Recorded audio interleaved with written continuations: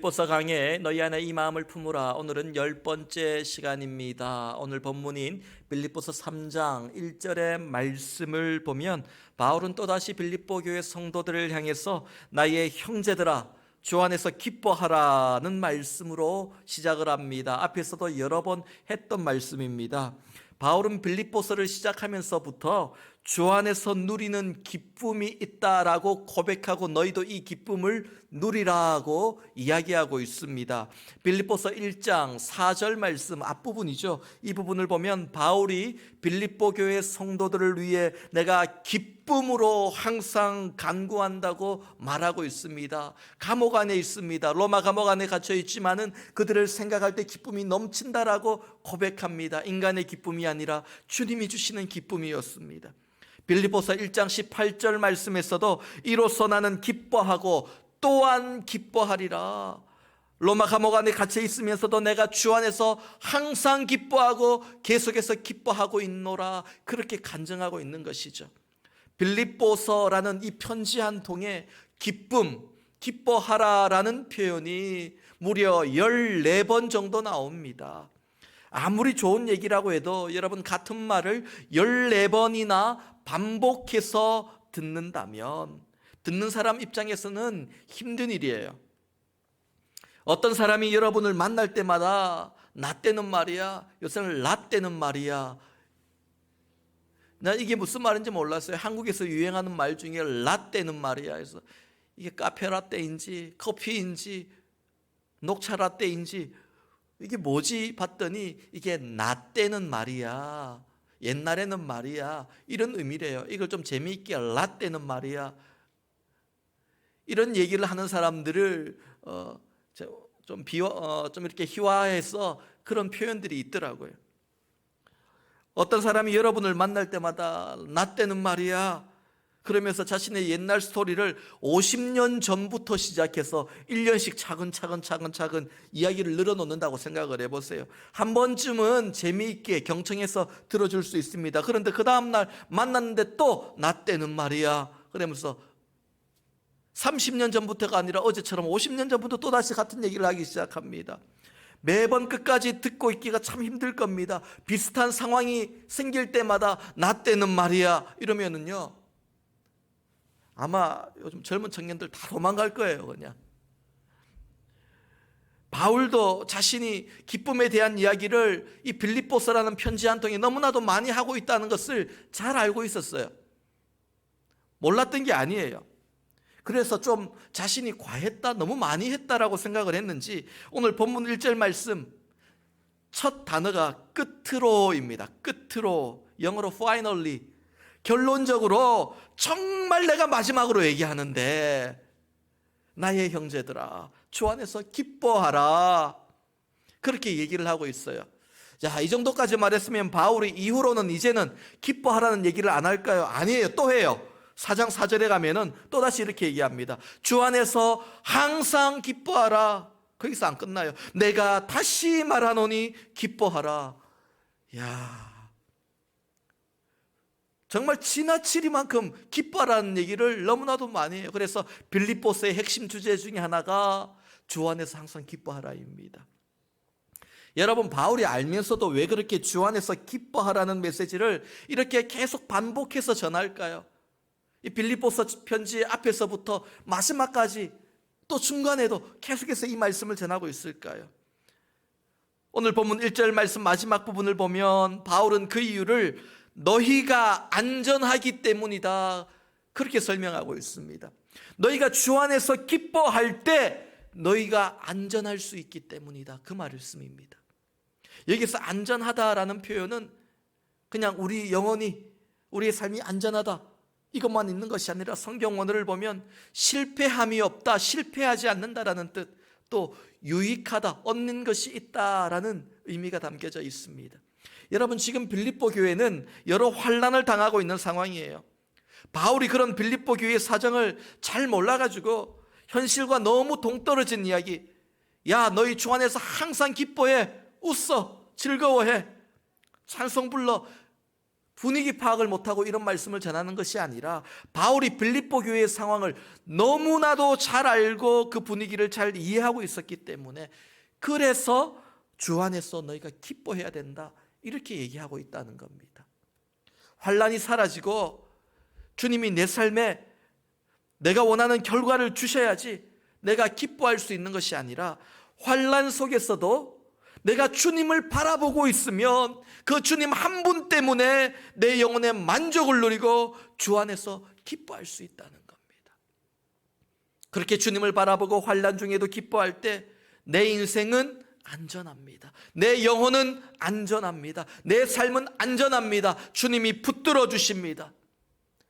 내 인생은 이 환난 가운데 잘못된 길을 선택하지 않으며 실패하지 않으며 하나님이 주시는 유익을 얻고 결국은 잃어버리는 인생이 아니라 얻는 인생이 될 것입니다. 그 출발이 무엇이라고요? 주 안에서 항상 기뻐하라. 바울은 그렇게 얘기하고 있는 겁니다. 여러분, 세상과 우리는 기쁨을 얻고 느끼는 방법과 순서가 반대입니다. 옛 사람과 새 사람은 기쁨을 얻는 방법과 순서가 바뀌어야 됩니다. 세상 사람, 옛 사람은 어떻습니까? 환경이 좋아져야 기쁩니다. 좋은 일이 있어야 기쁩니다. 그리고 힘든 일이 있으면 슬퍼집니다. 낙심합니다. 그러나 그리스도인은 좋은 날에도 기뻐하지만 환난 중에도 기뻐함으로 상황을 바꾸고 반전시키는 것이 바로 그리스도인의 능력이에요. 바울은 그 얘기를 합니다. 너희가 환난을 당하고 있는 것을 알지만 그럼에도 주 안에서 기뻐하라. 그러면 너희의 삶이 바뀌고 너희가 안전해질 것이다. 사랑하는 성도 여러분, 오늘 우리 삶은 주 안에서 온전히 기뻐하고 있는 삶입니까?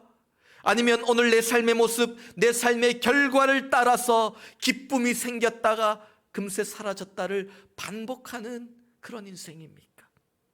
오랜 시간 인생의 환난과 위기를 경험했던 다윗은 시편 37편 4절에 이렇게 고백합니다. 또 여호와를 기뻐하라. 환난 중에도 또 여호와를 기뻐하라. 그가 내 마음의 소원을 너에게 이루어 주시리로다. 또 여호와를 기뻐하라. 그가 내 마음의 소원을 너에게 이루어 주시리로다. 할렐루야. 요즘 세상 사는 것이 정말 쉽지가 않습니다. 주님 때문에 기뻐할 일보다는 세상 문제 때문에 한숨 쉬고 힘들어할 일들이 훨씬 더 많은 것이 현실이고 사실입니다. 이걸 부정할 수 없어요.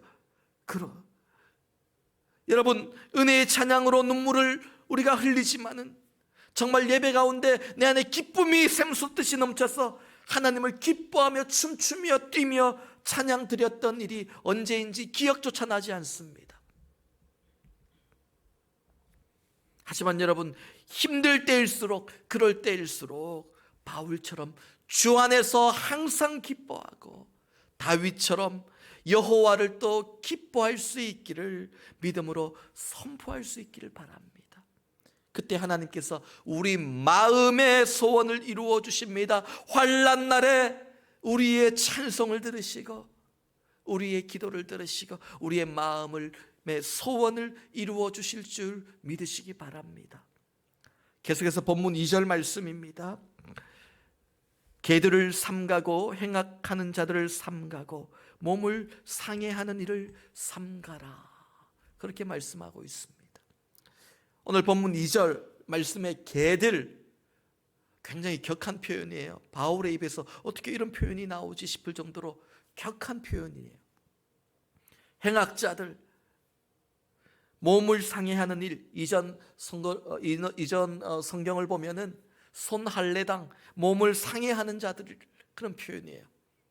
개들, 행악자들, 몸을 해하는 자들, 이 모든 표현이 그 당시 빌립보 교회 안에 들어와 있던 율법주의자들, 유대 율법주의자들을 가리키는 표현입니다. 여러분, 바울이 전한 복음은 이신칭의 또한 이신득의, 영어로는 justification by faith라고 하죠. 믿음으로 의롭다함을 얻는다라는 뜻입니다. 그런 판결을 받았다라는 뜻이죠. 오직 십자가 복음을 믿음으로 우리가 의롭다함을 얻고 구원을 얻었다. 이게 바울이 전한 복음이에요. 주님의 복음이잖아요. 십자가 복음이에요. 이 복음 위에 이방인의 땅 선교지에 수많은 교회들이 세워졌습니다. 그런데 율법주의자들이 그 교회, 그 복음의 근본을 흔듭니다. 들어와서 복음만으로는 구원받을 수 없다. 할례를 받아야 돼. 율법을 지켜야 돼. 그렇게 사람들을 현혹시키는 겁니다. 여러분, 교회는 복음이 흔들리고 변질되면 그때부터는 교회가 아닙니다. 예수의 핏값으로 사신 교회가 예수의 능력, 그 복음 위에 서 있지 않고 율법의 능력 위에 서 있다라고 말한다면 그건 주님의 교회가 아니라 율법의 교회입니다. 하나님의 교회가 아닙니다. 유오디아와 순두계를 중심으로 한 이 빌립보 교회 안의 분쟁, 너무나도 힘들고 어려운 문제입니다.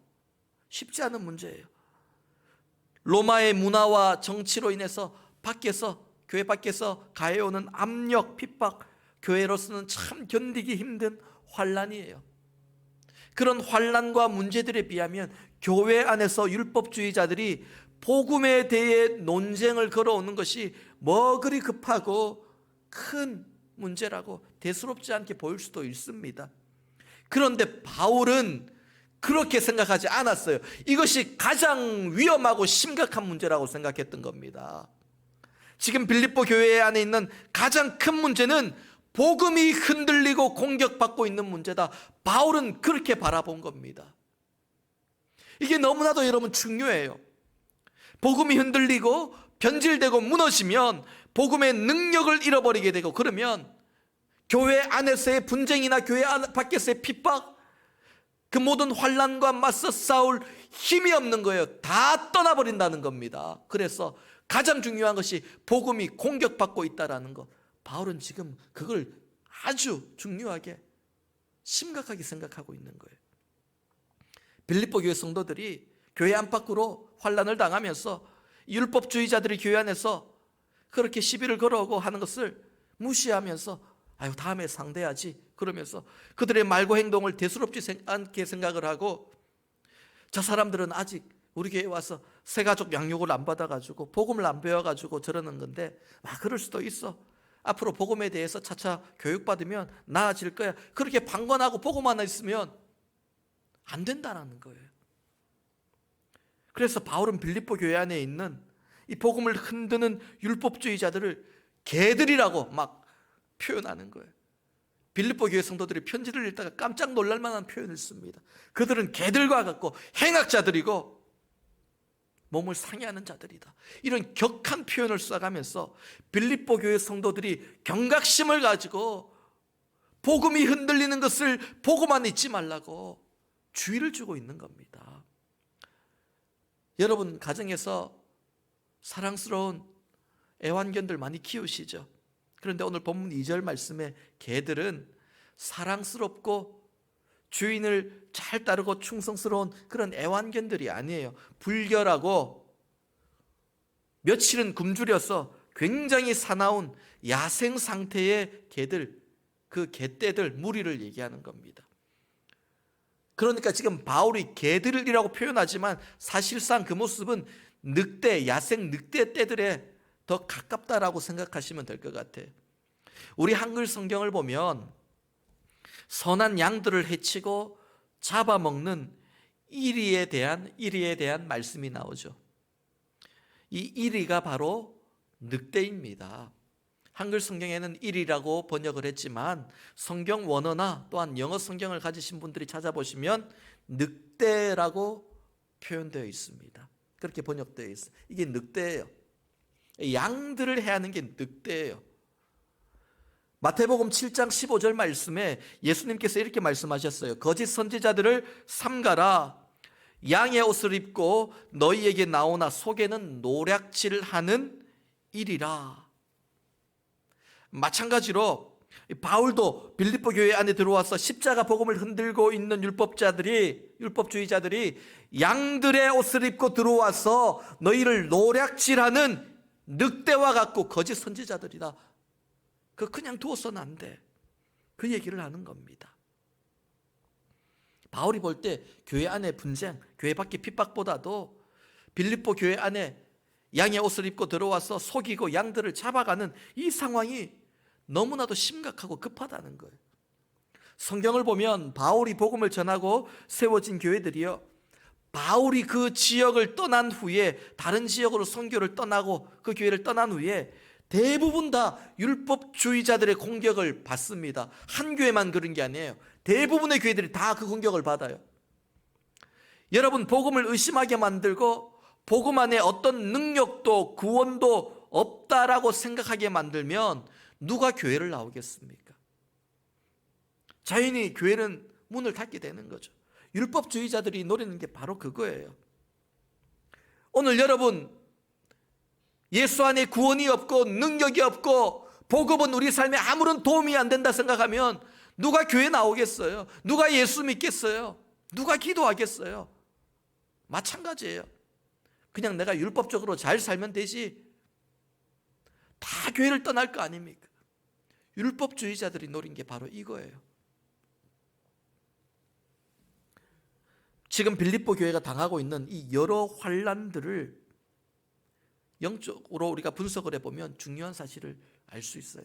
어떤 환난을 당하고 있습니까? 교회 안에서는 분쟁, 교회 밖으로는 핍박, 또 교회 안에서 양의 옷을 입은 무리들이, 유대 율법주의자들이 복음을 흔들어요.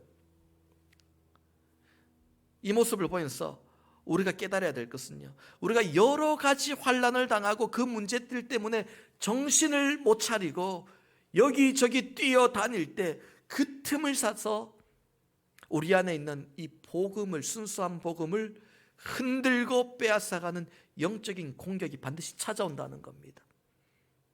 지금과 같은 이 환난의 때에 너무나도 좋은 기회라고 악한 영의 세력은 우리 안에 복음을 빼앗아가려고 해요.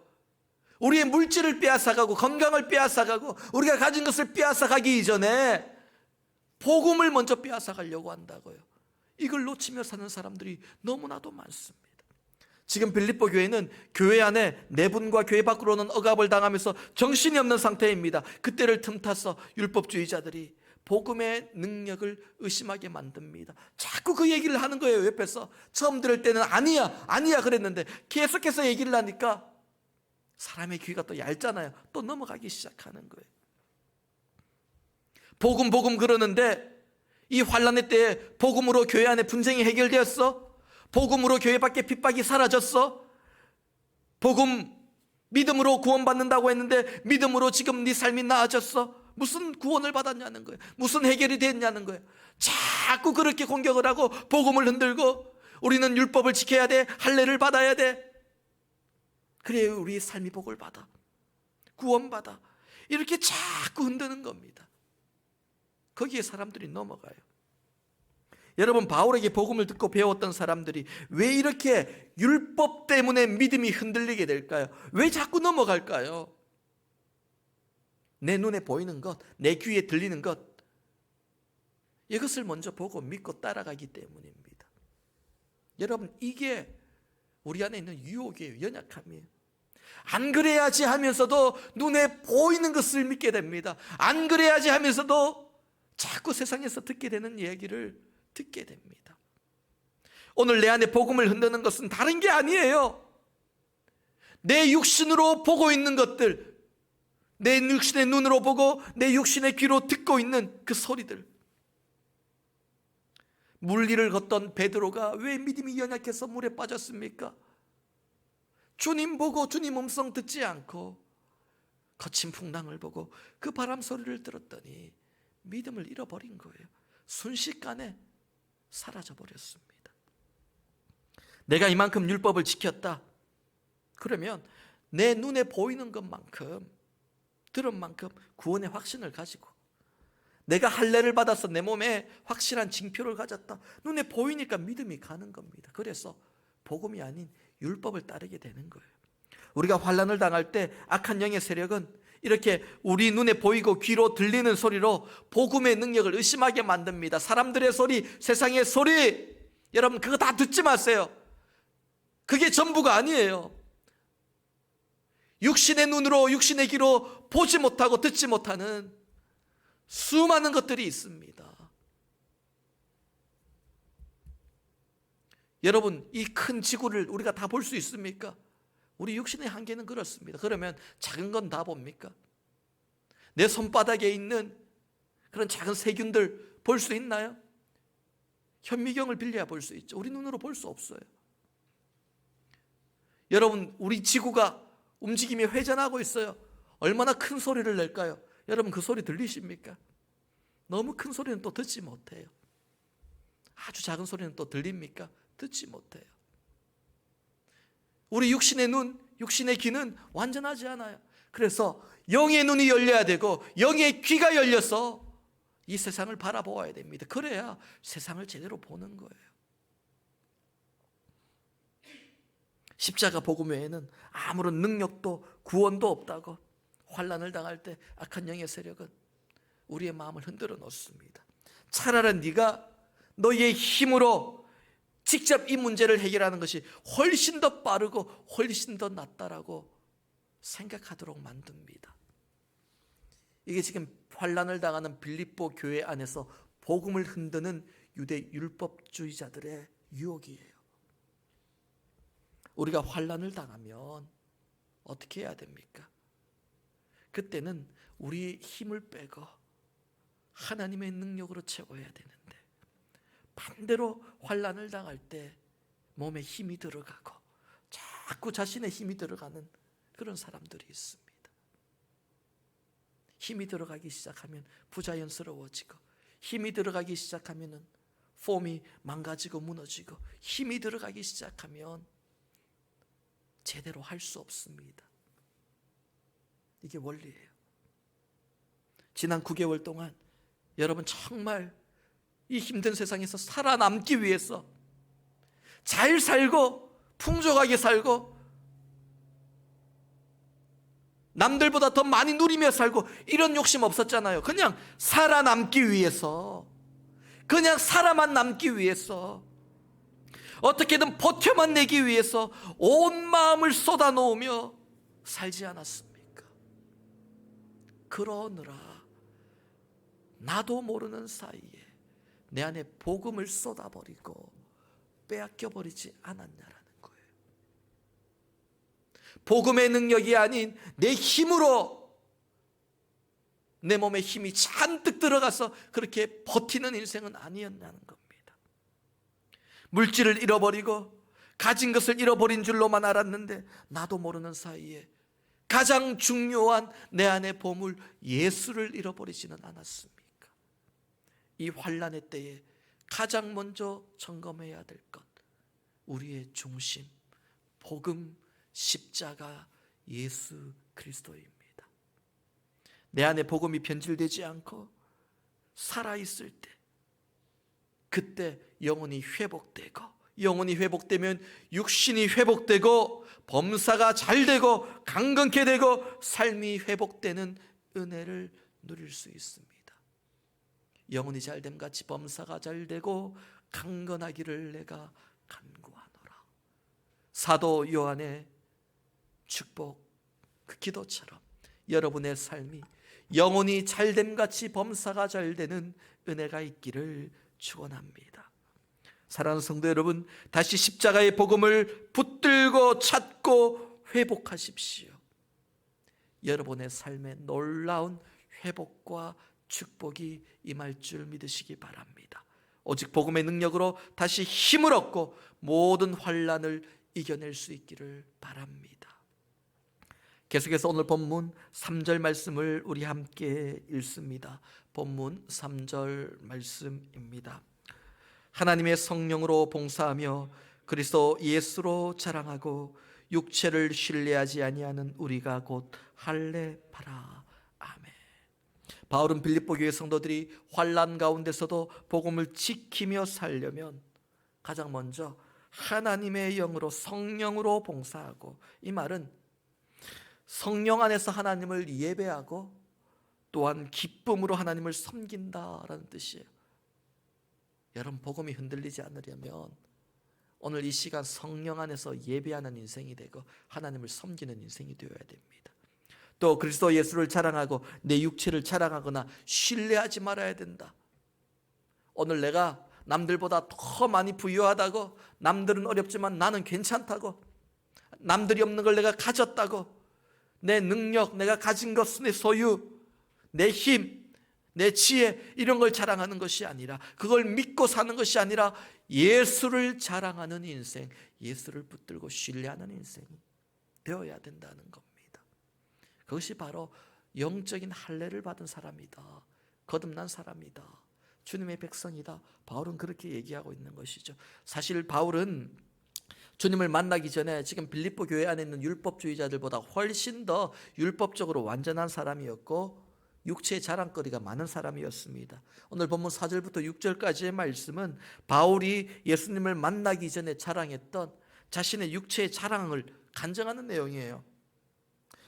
율법주의자들이 그토록 강조하는 할례, 바울은 태어난 지 8일 만에 받았습니다. 태어난 지 8일째 되는 날에 율법 안으로 들어간 사람입니다. 바울은 이스라엘 족속 베냐민 지파 사람이었습니다. 정통 가문에서, 이스라엘 가문에서 태어난 사람입니다. 그리고 히브리인 중에 히브리인이라고 소개합니다. 히브리인, 이브리라는 발음에서 왔는데요, 이 뜻은 건너편 지방에서 건너온 사람이다, 이 뜻이에요. 그래서 히브리인은 건너편에 있는 다른 지방에서 건너온 사람을 얘기합니다. 그래서 이 표현이 창세기 14장 13절에 아브라함을 히브리 사람이라고 처음 부르면서 등장을 합니다. 그러니까 아브라함이 최초의 히브리인이에요. 히브리인 중에 히브리인이라는 것은 바울이 아브라함 자손의 순수한 혈통이다 라는 것을 말하는 겁니다. 율법으로는 바리새인입니다. 바리새인은 세속화된 유대인이 아닌 정통 유대계 신앙을 가진 사람을 얘기합니다. 열심으로는 또 그 율법을 듣고 배운 것만이 아니라 율법을 변질시키고 정통 신앙을 훼손한다고 생각해서 교회를 박해하는 행동주의자였습니다. 실천하는 사람이었습니다. 율법의 이론은 흠이 없는 사람, 율법을 열심히 지켰다, 그렇게 고백하고 있습니다. 그런데 이것들이 다 바울의 자랑거리고 유익거리였지만은 빛으로 오신 주님을 만난 후에 내 삶이 바뀌었어.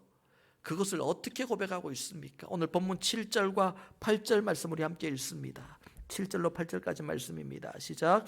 그러나 무엇이든지 내게 유익하던 것을 내가 그리스도를 위하여 다 해로 여길 뿐더러 또한 그것을 해로 여김은 내 주 그리스도 예수를 아는 지식이 가장 고상하기 때문이라. 내가 그를 위하여 모든 것을 잃어버리고 배설물로 여김은 그리스도를 얻고. 여기까지. 바울은 주님을 만난 후에 이전에 붙들고 살던 자신의 유익과 만족을 해로 여긴다, 그렇게 고백하죠. 자신이 유대인인 것이, 히브리인인 것이, 할례를 받은 것이, 율법을 잘 지킨 것이 이게 해다, 그것이 아니라 그것들을 자랑하고 신뢰하고 그것으로 구원받을 수 있다라고 믿고 살았던 것이 내 인생의 해와 같았다라고 얘기를 합니다. 이제는 아무 필요 없고 가치가 없다라는 정도가 아니라 해악이라고 표현합니다. 좋지 않은 거예요. 자신의 인생을 망가뜨리는 것이었다는 겁니다. 이전에는 내 인생에서 플러스였던 것이 이제는 제로 상태가 되었다는 뜻이 아니라 이전에 플러스였던 것이 이제는 마이너스다, 내 인생에. 그렇게 표현합니다. 예수님이 바울의 인생을 그렇게 바꾸셨습니다. 본문 8절 말씀에서 예수를 만나고 던져버린 것을 배설물, 조금 이게 불쾌한 표현일 수도 있는데 배설물이라고 표현한 것, 이거 지저분한 것, 싫은 것, 이런 의미가 아니에요, 여러분. 앞에서 이 해라는 의미와 똑같은 거예요.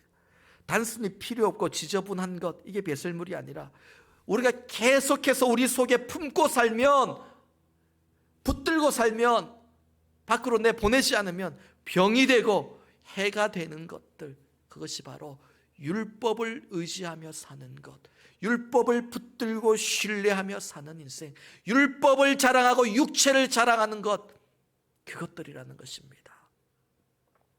본문 7절 말씀에서 내게 유익했던 것, 내가 유익하던 것, 이것을 해로 여긴다 라고 했지만은 이것이 바로 바울이 이미 가지고 있었던, 경험했던 일들이라면 본문 8절에서 또한 모든 것은 그 이외의 것들, 바울이 한 번도 경험해보지 못했지만은 세상에서 가치 있다라고 말하는 것들을 얘기합니다. 경험해본 것이나 경험해보지 못한 것이나 세상에 그 어떤 것이라 할지라도 내 주 예수 그리스도를 아는 그 지식보다 못하다는 거예요. 그것이 가장 고상하다는 겁니다. 여러분, 한번 경험해 본 것이라면 미련이 없을 수도 있어요. 내가 좋은 차도 다 받고 좋은 집에도 살아봤고 내가 하고 싶은 좋은 곳에도 다 가봤고, 그러면 예수 믿고 나서 나 그거 별로 부럽지 않아, 다 해봤는데 별로였어, 그럴 수 있어요.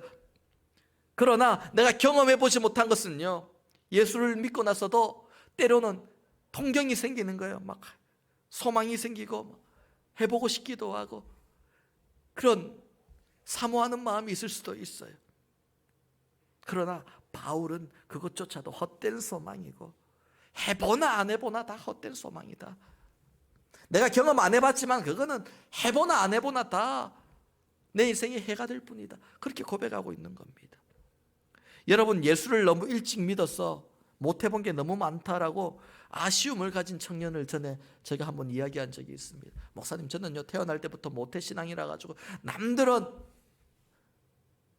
술도 마시고 담배도 피고 뭐 세상에 노는 것들, 여자들도 많이 마음대로 만나고 실컷 놀러 다니고 다 해보고 주일날도 여행도 가보고 다 해봤는데 나는 어릴 때부터 모태신앙이라 가지고 이것도 못해 저것도 못해 다 그렇게 하지 마라 그래가지고 아무것도 못 해봤어요. 남들하고 얘기가 안 통해요. 내가 부끄러워서 그냥 답답해요. 나도 그런 경험을 좀 한번 해봤으면 좋겠다는 생각이 있어요. 이렇게 답답함을 얘기하는 청년을 한번 얘기한 적이 있어요. 여러분, 어떤 분들은요 젊은 날 예수님을 모르고 방탕하게 막 살다가 그렇게 늦게 예수 믿은 그런 분들을 부러워하는 분들이 계시더라고요. 그분께 그렇게 얘기합니다. 아이고, 집사님은 젊으셨을 때 세상에 좋은 것들 다 해보셨으니까 세상에 별로 미련이 없으시겠어요. 이래 부러워하는 분들 제가 봤어요. 근데 여러분, 예수를 너무 일찍 믿어서 남들이 다 해보는 세상 경험, 즐거움 나만 못 해보고 못 가져봤다면 그건 아쉬운 일이 아니라, 손해보는 일이 아니라 그만큼 내가 하나님의 복을 받고 그렇게 붙들림 받은 인생이라는 그 축복이라는 걸 알아야 돼요. 세상에서 방황하다가 마지막에 주님께로 돌아오는 것 물론 귀합니다. 하지만 처음부터 방황하지 않고 말씀 속에 주님 안에 거할 수 있다는 것은요 굉장한 축복이에요. 특별한 은혜예요. 여러분, 바울처럼 경험해 봤든지 경험해 보지 않았든지 부러워하지 마세요. 주님 안에 있는 순간 여러분이 가장 행복한 인생이에요. 바울이 그렇게 생각한 것은요, 내 주 그리스도 예수를 아는 지식이 가장 고상하기 때문이라. 한국 사람들은 고상하다라는 표현을 좋은 쪽보다는 그렇지 않은 표현으로 많이 사용합니다. 어디 가서 그 사람 참 고상하더라, 그렇게 얘기 안 하죠. 그 사람 참 고상 떨고 앉아 있더라, 그렇게 얘기하지 않습니까? 좋지 않을 때 이 표현을 많이 씁니다. 우리같이 평범한 사람들과 달리 우아하고 품격 있고 품위 있고 공주나 귀족처럼 귀부인처럼 그렇게 앉아있더라 표현할 때 고상하더라, 그렇게 더 많이 사용합니다. 물론 좋은 의미로도 사용되지만, 하지만 오늘 본문 8절 말씀에서 바울이 말하는 예수를 아는 지식이 가장 고상하다, 세상과 동떨어진 그런 얘기가 아니라 성경 원어를 보면 이 세상 그 어떤 것보다도, 아니 이 세상의 모든 것을 다 합쳐놓은 것보다도 우리 주님을 아는 지식이 가장 높고 귀하고 가치 있도다. 그게 가장 좋더라, 행복하더라, 그런 고백이에요. 여기서 내 주 예수를 아는 지식은 무엇을 의미할까요? 예수를 아는 지식은 내가 예수님과의 깊은 교제를 통해서 계속해서 예수님을 경험하고 알아갈 때 얻게 되는 지식이에요. 우리가 공부해서 배우는 지식이 아니라 주님을 만나서 배워가는 지식이에요. 교제를 통해 배우는 지식이에요. 바울은 예수를 만난 후에 이보다도, 주님과 교제하는 것보다도, 주님을 알아가는 것보다도 더 가치 있고 귀하고 좋은 것은 없더라. 세상 모든 것 다 합쳐봐도 상대가 안 되더라. 그 얘기를 합니다. 그래서 나는 미련 없이 내 자신을 버렸노라. 내 옛날의 육신의 자랑 다 버렸노라. 육신의 즐거움 버렸노라. 그리고 예수를 얻는 것이 더 귀하고 유익하노라. 그렇게 고백하는 거예요. 여러분, 찬송가 94장 오늘 말씀 마치고 우리가 부를 텐데요, 주 예수보다도 더 귀한 것은 없네.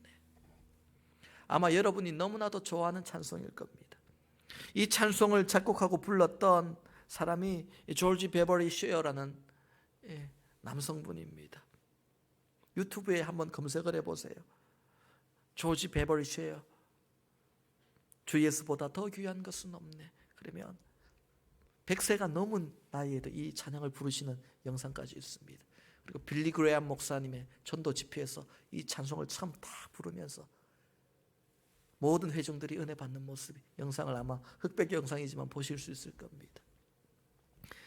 이분은 1909년 캐나다 온타리오에서 감리교 목회자인 아버지와 어머니 사이에서 태어나서 8자녀 중에 넷째 아들로 태어납니다. 어려서부터 노래를 잘 불렀어요. 바리톤인데 굉장히 목소리가 좋습니다. 노래 부르는 걸 좋아해서 대학 가서 이 노래를 계속 배우고 음악을 하고 싶었는데 경제 한파가 닥치고 집안의 경제적인 어려움, 목회자의 집에서 그 8명의 자녀를 키울 그 학비가 어디 있겠어요. 그래서 대학을 다니다가 학업을 포기하고 뉴욕에 있는 보험회사에 취직해서 그냥 일을 하기 시작합니다. 그러던 중에 NBC 라디오 프로그램에서 주최한 노래 대회가 있었습니다. 오늘로 치면은 뭐 아메리카 갓 탤런트 아니면 브리튼스 갓 탤런트 이런 거예요. 거기 나가서 노래를 부릅니다. 그런데 이게 대박이 납니다. 사람들이 은혜를 받고 감동을 받아요. 오늘로 치면은 이 2007년도에 이 브리튼스 갓 탤런트 이 시즌 첫 회에 여러분 폴 포츠 아시죠? 37살. 노래가 부르는 게 오페라 가수가 꿈이었는데 그 꿈을 이루지 못하고 평생 모바일 셀폰 세일스맨을 하면서 살다가 그렇게 기회가 돼서 그 대회에 참여했는데 우승을 했어요. 그때부터 막 난리가 나지 않습니까? 조지 쉐어가 그런 일을 경험합니다. 그때 나이가 23살이에요. 그 일로 이제 방송국에서 또 여러 소속사 회사들에서 좋은 조건에 많은 계약금을 주고 가수로 데뷔시켜 주겠다고 같이 음반을 내자고 제의가 여기저기서 막 들어오기 시작을 합니다. 난리가 났어요. 그래서 어떻게 해야 될까? 내가 어느 방송사, 어느 소속사를 선택하고 어떤 음악을 해야 될까? 고민을 하고 있는 중에 장래일을 두고 고민하고 있는데 그때 어머니가 피아노 위에 이 조지 쉐어가 볼 수 있도록 어머니가 평소에 좋아했던 시 한 편을 올려놓습니다. 적어서. 이게 바로 주 예수보다 더 귀한 것은 없네. 이 가사가 됩니다. 리아 밀러라는 여인이 지은 시였는데 조지 쉐어가 그 시를 읽고 묵상하고 앉아 있으면서 하나님이 주시는 마음을 받습니다. 너가 지금 뭘 쫓고 있니? 돈을 쫓고 있니? 물질을 쫓고 있니? 명예를 쫓고 있니? 너의 즐거움을 쫓고 있니? 아니, 주 예수보다 더 귀한 것은 없네. 주님만이 가장 귀한 거예요. 그렇지, 주님이 내 인생에서 가장 귀하시지. 그 고백을 반복해서 하면서 그 시에 곡을 붙이기 시작하고 피아노를 치며 부르기 시작합니다. 그래서 나온 게 주 예수보다 더 귀한 것은 없네, 이 찬송이에요. 세상의 명예, 물질, 그런 유명한 가수가 되는 것을 다 내려놓고 그 이후로 빌리 그레이엄 목사님과 함께 여러 나라를 다니면서 빌리 그레이엄 목사님이 복음을 전하면 나와서 이 찬송을 부르는 거예요. 주 예수보다 더 귀한 것은 없네. 예수밖에는 없네. 이 복음을 전하면서 평생을 그렇게 살았습니다. 여러분, 그랬더니요, 세상 음악 하는 사람들도 받기 힘든 그래미 어워드, 그 상을 수상하게 됩니다. 이 조지 쉐어가요, 하나님의 은혜로 음악의 최고라고 할 수 있는 그래미 어워드 상을 받기까지 합니다. 여러분, 이 찬송시의 원문을 직역하면 I'd rather have Jesus than silver and gold. 금이나 은보다 내가 예수님을 갖는 편이 더 나으며 큰 재물을 갖기보다 그분의 것이 되기를 원하네. 많은 집들과 땅보다 예수님을 갖기를 원하며 그의 못 박힌 손에 내가 이끌려 살기를 원하네. 이게 원래 가사의 제목입니다. 내용이에요. 여러분, 지금 우리는 주님을 이렇게 정말 사랑하고 있습니까? 세상의 재물보다, 명예보다, 즐거움보다 우리 주님이 더 좋고 사랑하고 있습니까? 어제보다 주님을 오늘 더욱 사랑하고 있습니까? 내 구주 예수를 더욱 사랑하고 있습니까? 말로만 하나님의 자녀가 아니라 하루에 여러분 예수 생각을, 주님 생각을 얼마나 하고 살아가고 있습니까? 이전엔 세상 나 기뻤어도 지금 내 기쁨은 오직 예수. 정말 이 찬송의 고백이 내 삶으로 나타나고 있습니까? 성도 생각도 좋고 교회 생각도 좋습니다. 그러나 그것보다 먼저 하루에 예수님 생각을 얼마나 하고 살고 있습니까? 하나님께 내 마음을 알아달라고만 말하지 말고 내가 하나님의 마음을 알기 위해 얼마나 많은 눈물을 흘려보았습니까? 바울이 이렇게 자신이 누렸던 세상의 가치들을 모두 해로 여기고 배설물처럼 밖으로 밀어낸 이유는 바로 오늘 본문 8절 말씀 끝부분과 9절 말씀 앞부분에 이렇게 설명하고 있습니다. 그리스도를 얻고 그 안에서 발견되려 함이니, 내가 그리스도를 얻고 나를 버리고 그리스도를 얻고 내가 그리스도 안에서 발견되는 인생이 되기 위함이니, 그 얘기를 하는 거예요. 나를 버리고 그리스도를 얻기를 원했던 것입니다. 바울이 예수님께 미안해서 양심상 나를 버리겠습니다 그리고 예수를 얻은 것이 아니라 지난날 그 잘난 나를, 그렇게 신뢰하고 믿고 자랑했던 나를 온전히 버려야만 예수를 얻을 수 있었노라, 그 고백이에요. 예수님은 한 사람이 두 주인을 섬기지 못한다고 말씀하셨는데 우리는 자꾸 우리 안에 두 주인, 세 주인, 네 주인 계속해서 섬길 주인들을 오늘도 만들어내고 있지 않습니까? 다 버리고 우리 주님만 주인 삼아야 됩니다. 나를 버리고 세상을 버리고 예수를 얻어야 됩니다. 예수님을 나의 주님, My Lord라고 부르면서 진짜 주님이 나의 주인이십니까? 아니면 내가 나의 주인입니까? 그런 사람은 예수를 얻지 못합니다. 오늘 내가 예수를 얻기 위해 버려야 될 것이 무엇입니까? 예수가 아닌 다른 것을 자랑하고 의지하고 쫓고 있다면 그것이 무엇입니까? 바울처럼 나를 버리십시오. 그리고 예수를 얻는 인생이 되십시오. 그렇게 되면 어떤 일이 일어납니까? 본문 9절 말씀 우리 함께 읽습니다. 본문 9절을 함께 읽습니다. 시작. 그 안에서 발견되려 함이니 내가 가진 은은 율법에서 난 것이 아니요 오직 그리스도를 믿는 믿음으로 곧 믿음으로 하나님께로부터 난 의라. 아멘. 그 안에서 발견되려 함이니, 이 말은 내가 예수를 얻고 예수 안에서 내가 발견된다는 뜻은 내가 그리스도와 함께 죽고 내가 그리스도와 함께 살고 함께 있음을, 그 연합을 내가 보며 산다는 뜻이에요.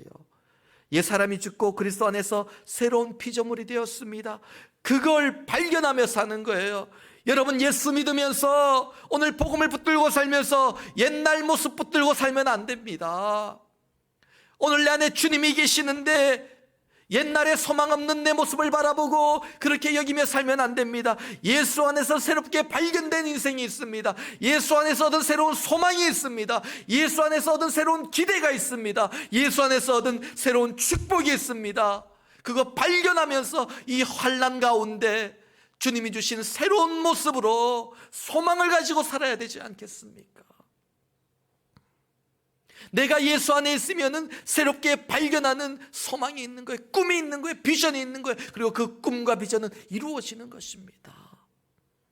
낙심하고 절망하고 있다가도 다시 예수를 바라보면 치유되고 회복되고 소망이 넘치는 내 모습, 두려움이 담대함으로 바뀌는 내 모습을 그리스도 안에서 발견하며 사시기를 바랍니다. 그것을 어떻게 얘기합니까? 오늘 본문 11절 말씀, 10절과 11절 말씀 우리 마지막으로 함께 읽습니다. 시작. 내가 그리스도와 그의 부활의 능력으로 그 고난에 참여함을 알고자 하여 그의 죽으심을 본받아 어떻게 했든지 죽은 자 가운데서 부활에 이르려 하노니. 아멘. 여러분, 어떻게 해서든지 죽은 자 가운데서 부활에 이르려 한다, 이 말씀은요, 예수를 얻고 그 안에서 발견되는 예수님과 하나됨을 통해서 예수의 고난에 참여하지만, 그걸 배우지만, 10절 말씀처럼 고난을 배우고 그에 참여하지만, 그럼에도 결국은 본문 11절 말씀처럼 죽은 자 가운데서 부활에 이르게 된다는 소망을 가지는 거예요. 부활은 죽었다가 다시 살아나는 거예요. 여기서 말하는 부활은 육체의 부활만 얘기하는 것이 아니라 이 땅을 살아가면서 환난 가운데 죽을 것 같은, 곧 끝날 것 같은, 아니 십자가 앞에서 그 아래에서 예수님의 죽음을 보았던 사람들이 이미 그는 죽었다, 이미 그는 끝났다, 그는 망했다라고 말하는 상황 속에서도 다시 그리스도와 함께 죽음에서 살아나고 일어서고 부활하고 하늘로 영광스럽게 올라가는 그 생명력 회복의 역사를 바울이 경험하기를 원했다. 그것이 바로 나를 버리고 예수를 얻는 자에게 주어지는 축복임을 얘기하고 있는 것입니다. 오늘 여러분 자신을 버린다고 세상이 불리해지고 우리 인생이 힘들어지고 끝나는 것이 아니라 오히려 죽은 자 가운데서 부활을 경험하게 되는 능력을 얻게 되는 것입니다. 빌립보 교회 성도들이 모든 환난을 이겨내고 복음을 지키고 교회를 지키고 하나님이 주신 삶의 터전을 지켜낸다면 그것이 바로 예수를 얻음으로 환난 가운데 죽은 자 가운데서 부활의 능력을 경험하는 인생이 된다는 것입니다. 오늘 말씀을 맺습니다. 여러분, 이 시간 과감하게 우리 자신을 버리고 예수를 얻는 인생이 될 수 있기를 바랍니다. 내 생각을 버리고 내 힘과 의지를 버리고 복음을 붙드시기를 바랍니다. 무엇을 버리고 무엇을 얻을지 선택을 잘 해야 됩니다. 나를 버리고 예수를 얻으면 죽은 자 가운데서 부활에 이르게 하시는 주님의 능력이 바로 여러분의 능력이 될 줄 믿으시기 바랍니다. 오늘도 그 능력으로 모든 죽은 자들 가운데서 힘있게 능력있게 일어서고 살아나는 우리 존귀한 인생이 될 수 있기를 주님의 이름으로 간절히 축원합니다.